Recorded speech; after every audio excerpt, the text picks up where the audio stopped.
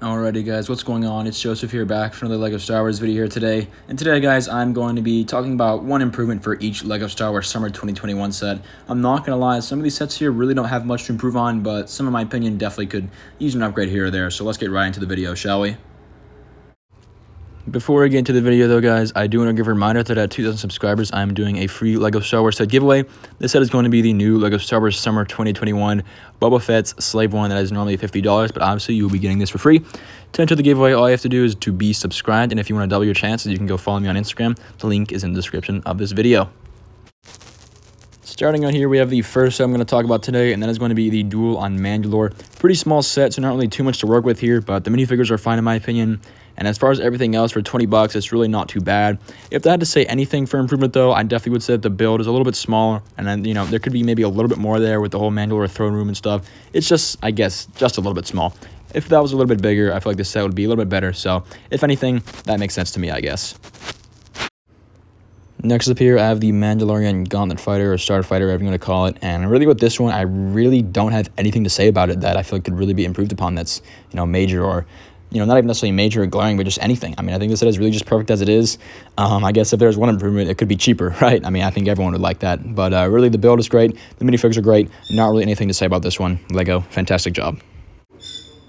Next up, I wanted to talk about the LEGO Star Wars 2021 Advent Calendar, I guess you could say. And really, if I had to say anything about the Advent Calendar, there's not really too much, I guess, you can improve upon in an Advent Calendar. I mean, the minifigures are fine, the builds are fine, but if there's anything, I would say maybe they could have added, like, Queel or something like that from the Mandalorian in the set. Really, that's about it, or maybe some sort of blurg or something like that. That would have been kind of neat, but so far it doesn't appear that we have something like that in this set, unfortunately. Next up, I have Darth Vader's meditation chamber, and really there's not too much to complain about this set. If anything, I guess they could have made it a little bit more aesthetic looking because it's not really too pleasing to look at, I guess you could say, and could be kind of hard to identify if you're not like a major Star Wars fan or know what you're looking at, right? But the minifigures are fine. The display stand is fine, I guess. I guess they could have just made it look better. It's kind of hard to do that, though, because it's not like a Star Destroyer or something like that, or Slave One, where it's easy to display and look all pretty and all that good stuff. But I don't know. If anything, I would just say that, I guess.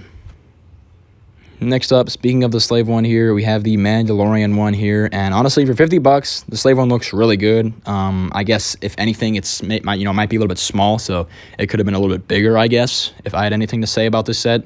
But really, for the most part, I mean, as far as constructive criticism goes, this thing is pretty much perfect in my opinion. The minifigures are great, the build is great for the size, and it's 50 bucks, so really a good price there for a Slave One. Not too bad, LEGO. Next up, we have the Imperial Troop Transport, and with this set, the minifigures are fine, the build is fine. Really not too much to complain about this one as well. I think this is a really good set. I guess the minifigures could have been a little bit more interesting. You know, maybe they could have had the Mithril in there or whatever. That would have been a nice improvement, but maybe sub him out for a Stormtrooper, which that actually would have been kind of cool. You know, that would have been kind of cool. But really, for the most part, nothing too wrong about this set. It looks pretty good. Next up from Gideons Cruiser, this is another kind of improvement that's more minifig based. Then maybe you could have included another Dark Trooper or Luke Skywalker. That would have been pretty cool, actually. But really, this set, you know, the build, and it already has 6 minifigs and all that kind of stuff. It's already a good set. The build's good. 6 minifigs, that's already kind of a lot.